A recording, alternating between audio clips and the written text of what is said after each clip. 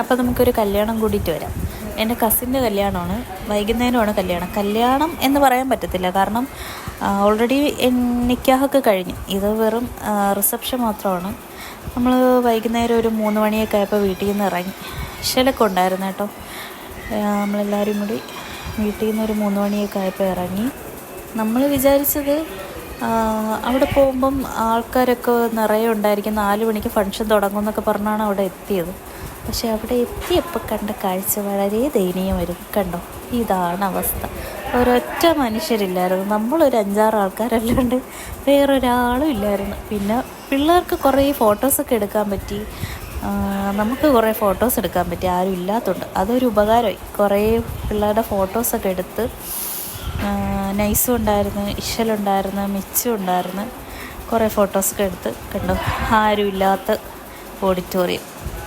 പിന്നെ എല്ലാവരും കൂടി ഒരുപാട് സംസാരിച്ചൊക്കെ ഇരുന്നു. സത്യം പറഞ്ഞാൽ പണ്ടൊക്കെ നമ്മൾ കസിൻസ് എല്ലാവരും ഒത്തുകൂടും, വെക്കേഷൻ ആകുമ്പോൾ ഒത്തുകൂടും, ഭയങ്കര അടിപൊളിയായിരുന്നു. ആറ്റിലും തോട്ടിലും ഒക്കെ കളിക്കാൻ പോവും, കഥ പറഞ്ഞും അങ്ങനെയൊക്കെ. പക്ഷേ ഇപ്പം ശരിക്കും പറഞ്ഞാൽ എന്തെങ്കിലും ഒരു ഫങ്ഷൻ ഉണ്ടെങ്കിൽ മാത്രം ഒത്തുകൂടുന്ന കുറച്ച് ആൾക്കാരായി. എന്തെങ്കിലും ഫങ്ഷൻ അല്ലാതെ വേറെ അല്ലാണ്ട് നമ്മൾ കാണാൻ ശ്രമിക്കാറുമില്ല, കാണുന്നുമില്ല.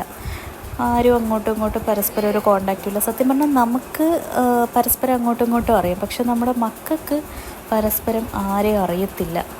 ആരൊക്കെയോ ആണ് അവർക്ക്. പിന്നെ അപ്പോൾ കാണുമ്പോൾ അവർക്ക് ഫ്രണ്ട്സ്, അങ്ങനെ അത്രയേ ഉള്ളൂ. പിന്നെ നമ്മളെല്ലാവരും കൂടി, കസിൻസ് എല്ലാവരും കൂടെ നിന്ന് ഫോട്ടോസൊക്കെ കുറേ എടുത്ത്.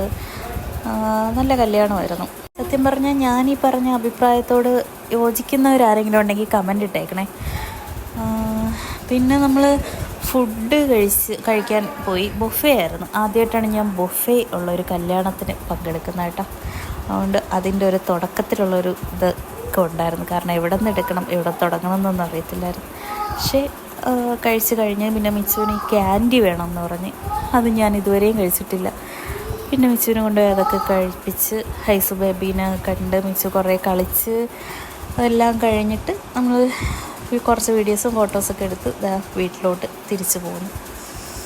തിരിച്ചു പോകുമ്പം നല്ല അടിപൊളി ബ്ലോക്ക് ഉണ്ടായിരുന്നു.